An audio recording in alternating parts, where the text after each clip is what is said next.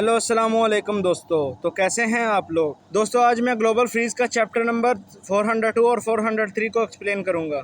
जैसा कि पिछले चैप्टर में हमने देखा था कि जैसा कि अमन सोनाली को इस बात पे राजी कर लेता है कि वो डॉक्टर किरण को अपने साथ रहने दे जब ज़ोंबी वार शुरू हो, और उसके बाद अमन जाकर डॉक्टर किरण को ये बताता है कि जब तुम स्नो वर्शिप सेट की लीडर सोनाली के साथ रहोगी तुम उस पर नजर रखना, मुझे उसका बिहेवियर कोई अच्छा नहीं लगता और तुम इस बात की एहतियात करना स्नो वर्शिप सेट की लीडर सोनाली तुम्हें ये ऑफर करे कि वो तुम्हें म्यूटेंट बना देती है तो तुम इस बात से साफ साफ मना कर देना। अब आगे और उसके बाद हमें एक सीन दिखाया जाता है और हम देखते हैं कि अमन कहीं जा रहा होता है और उसके पीछे अमन का दोस्त आके बोलता है यहाँ पे हर कोई अपने आप को महफूज करने में लगा हुआ है और हमें पता नहीं है कि ज़ोंबी यहाँ पर कब आएंगे, और अमन तुम्हें भी चाहिए कि तुम भी इस माहौल को जितना जल्दी समझ लो तुम्हारे लिए अच्छा होगा। और अमन का दोस्त अपनी आर्मी को देखते हुए कहता है कि मैं यहाँ पे अकेला नहीं आया, मैं यहाँ पर अपने बहुत सारे पुराने दोस्तों को लेकर आया हूँ और मेरे दोस्तों की भी बहुत सी फैमिलीज हैं पीछे के बीवी बच्चे हैं और मैं ये लड़ाई बिल्कुल भी ज़ोंबी से हारना नहीं चाहूंगा। उसके बाद वो कहता है कि लानत हो मुझ पर, मैं एक आर्मी बेस का लीडर होकर मुझे किसी के ऑर्डर्स फॉलो करने पड़ रहे हैं।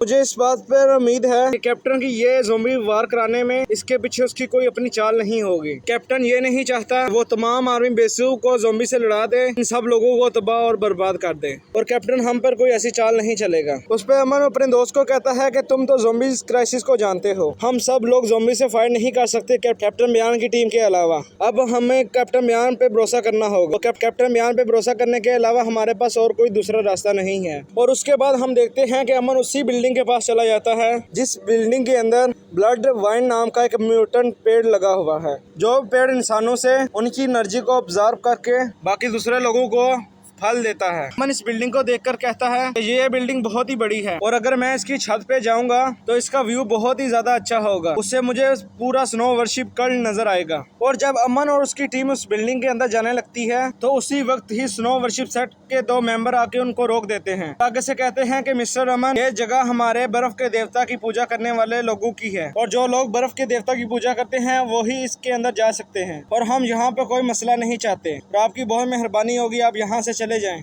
तो उस पर अमन उन्हें कहता है कि तुम दोनों ने मार्शल आर्ट्स पर बुक्स पढ़ी हैं, अगर तुम मुझे रोकना चाहते हो तो मेरे साथ फाइट करो, क्या तुम फाइटिंग करना जानते हो। अमन उन दोनों को इनडायरेक्टली फाइट करने का चैलेंज दे रहा था, अगर तुम मुझे अंदर जाने से रोकना चाहते हो तो तुम दोनों मेरे साथ लड़ के मुझे रोक दो। मैं ये बात बहुत ही ज्यादा एटीट्यूड में करता है। तो उस पर वो दोनों मेंबर कहते हैं मैं इस वक्त आपकी बात का कोई जवाब नहीं दे सकता और मैं बार बार आपको मना कर रहा हूँ, आप मुझे इस तरह शर्मिंदा ना करें, बराए मेहरबानी आप यहाँ से चले जाए। फिर अमन और उसकी टीम वहाँ से चली जाती है और फिर हम देखते हैं अमन और उसकी टीम दूसरी तरफ लगी हुई सीढ़ियों से चढ़कर छत पे जा रही होती है क्योंकि बिल्डिंग बहुत ज्यादा बड़ी होती है और हिमांशु वहाँ पे चढ़ के थक जाता है और अमन से कहता है क्या बॉस, आपकी डोमेन का पावर का इस्तेमाल करते हुए हम एक स्पेस जंप लगा के क्या छत पे नहीं जा सकते आसानी से, जिससे हम सब लोग थकेंगे भी नहीं। तो उस पर अमन कहता है ये पावर मैं अपनी रात में इस्तेमाल करूंगा, इस पावर को रात में इस्तेमाल करके मैं इस सारे एरिया को रात को चेक करूंगा, पर अगर अभी इस पावर का मैंने इस्तेमाल किया तो किसी भी इंसान को अगर पता चल गया कि मैं स्पेस जंप लगा सकता हूं तो ये लोग बहुत ज्यादा चौकन्ने हो जाएंगे और मैं ये पावर सबके सामने रिवील नहीं कर सकता।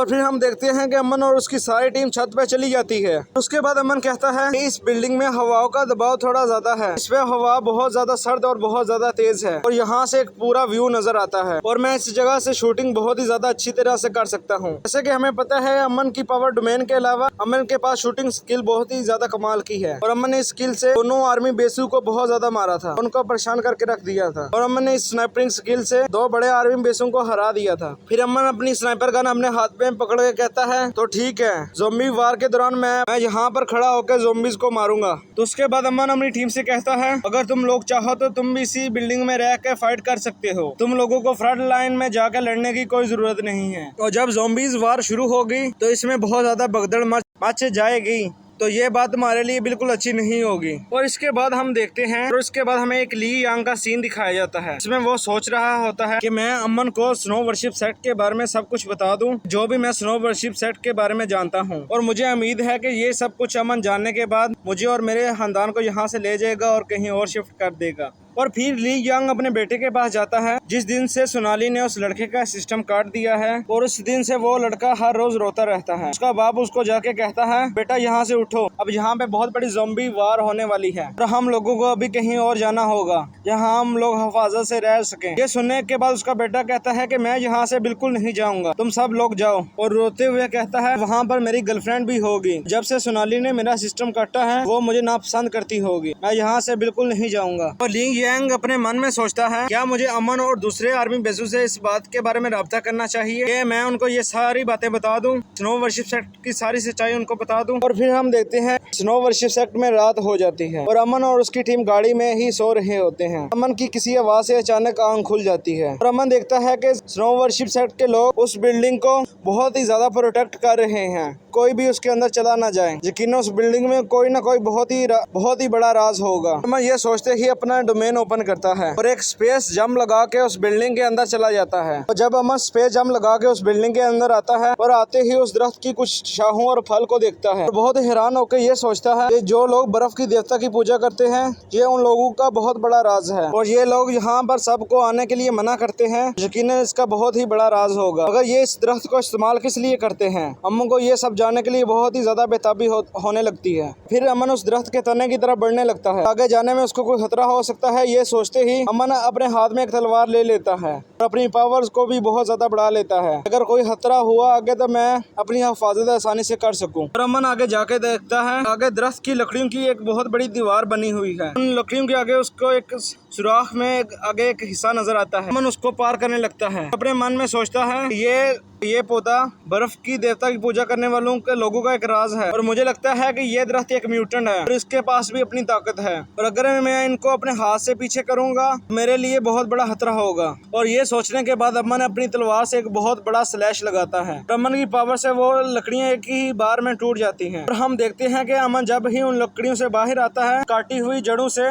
बहुत ज्यादा इंसानी खून गिरने लगता है, जिसको देखकर अमन भी बहुत ज्यादा हैरान हो जाता है क्योंकि उस जड़ों से इंसानी खून गिर रहा था। और अमन जब उस दरख्त को देखता है तो बहुत ही हैरान होकर सोचता है कि ये दुनिया का सबसे बड़ा दरख्त है। और उसे देखने के बाद अमन अपने मन में सोचता है कि मैं यहाँ पर एक स्पेस जंप लगा कर आया, ये जो भी काम किया मैंने बिल्कुल सही किया क्योंकि इसकी वजह से मुझे स्नो वर्शिप कल्ट का बहुत बड़ा राज मैंने दरियाफ्त कर लिया है। अमन अपने मन में सोचता है कि मुझे अभी यहाँ से चले जाना चाहिए, मुझे अभी भी इसकी तह तक जाना चाहिए कि ये काम किस तरह करता है। अमन ये सोचने के बाद कहता है कि मैं इस दरख्त की गहराई तक जाऊंगा और कहता है कि क्या पता मुझे ऐसा मौका कभी दोबारा ना मिले। ये सोचते हुए वो उस दरख्त से उस फल को उतार लेता है और उसे अपने हाथ में पकड़ने के बाद कहता है कि ये फल बहुत ही ज्यादा अच्छा है, ये दूसरे फलों से थोड़ा सा भी मुख्तलिफ नहीं है, ये फल बहुत ही ताज़ा लगता है। और उसे अमन अपने डिमेंशन में स्टोर कर लेता है। उसके बाद अमन अपने डिमेंशन में उस दरख्त के कुछ पत्ते भी ले जाता है और अमन उस दरख्त पे लगे हुए प्यूपा को देखता है जिसके अंदर इंसान मौजूद है और उसको देखकर अमन कहता है क्या पता इस प्यूपे के अंदर बहुत बड़े बड़े कीड़े हों जिससे ये दरख्त एनर्जी हासिल कर रहा है। और ये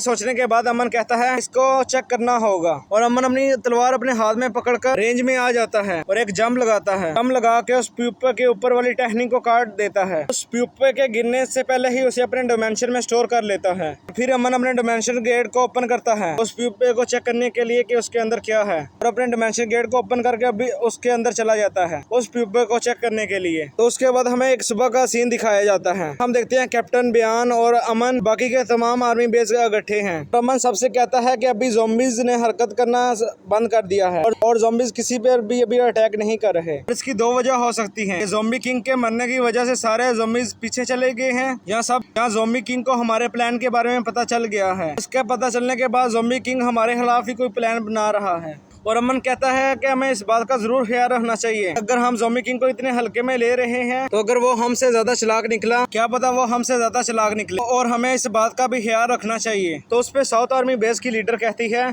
जो ये ज़ॉम्बीज़ हैं ये महलूक बहुत ही अजीबोगरीब है, इनके पास थोड़ा सा भी दिमाग नहीं है। अगर इन्होंने जो हमारे खिलाफ अपनी जहानत दिखाई है ऐसा लगता है क्या पता इसके पीछे कोई इंसान हो, ये सब कुछ इंसान कर रहे हैं। जो ये ज़ॉम्बीज़ हम पे हमला कर रहे हैं वो इंसानों की टीम इनको ऑर्डर दे दे रही हो ऐसा करने के लिए। और उस पर साउथ आर्मी बेस की लीडर कहती है कि अगर वो सारे इंसान छुपकर इसी तरह हम पे हमला करते रहे, ज़ॉम्बीज से हम पर हमला करते रहे, तो क्या हम हमेशा स्नो वर्शिप सेक्ट के कल्ट में ही रहेंगे तक ज़ॉम्बीज कैसे खत्म नहीं हो जाता, या वो इंसान खुद बाहर नहीं आ जाते हमें मारने के लिए। तो उस पर अमन कहता है कि ये दो बातें हो सकती हैं। जब हम ज़ॉम्बीज के अड्डे पे गए थे तो उस पे मुकम्मल तौर पे खामोशी थी। अगर वो इंसान जमीन के अंदर चले गए हैं, उन्होंने जरूर कुछ ज़ॉम्बीज को जमीन की निगरानी करने के लिए ऊपर छोड़ा होता, अगर हम में कोई ऐसा ज़ॉम्बी नहीं मिला। उस पर अमन कहता है क्या कैप्टन बयान को कहता है कि तुमने एक ज़ॉम्बी किंग को मार दिया, क्या पता इस वजह से हमें ज़ॉम्बीज नजर नहीं आ रहे, ना ही वो हम पर हमला कर रहे हैं। तो उस पे कैप्टन जवाब देता है कि ये ज़ॉम्बी वार की सिर्फ शुरुआत है, क्या पता ज़ॉम्बीज इस बात का इंतजार कर रहे हों कि हम दोबारा उन पे हमला करें, मगर अब भी हमें यहाँ पर रह के सब्र से इंतजार करना होगा। सारे ज़ॉम्बीज मिलकर हम पे हमला करें, क्योंकि ज़ॉम्बीज को खाने के लिए इंसान चाहिए। इंसान सिर्फ उनको स्नो वर्शिप कल्ट में ही मिलेंगे, वो जरूर अपनी आर्मी के साथ हम पर हमला करेंगे। और यहीं पे ये चैप्टर खत्म हो जाता है। और दोस्तों यहीं पे ये चैप्टर खत्म हो जाता है। और दोस्तों आपको क्या लगता है कि अमन को जो स्नो वर्शिप कल्ट का राज मिला है, क्या वो ये राज सब लोगों को बता देगा? इसके बारे में खुद स्नो वर्शिप सेक्ट की लीडर से बात करेगा। दोस्तों आगे बहुत ही ज्यादा शॉकिंग इवेंट्स आने वाले हैं, और उन सब इवेंट्स को जानने के लिए आप मेरे चैनल को सब्सक्राइब कर सकते हैं। अगले चैप्टर्स को देखने के लिए मेरे चैनल के साथ बने रहें, और तब तक के लिए शुक्रिया। अल्लाह हाफिज।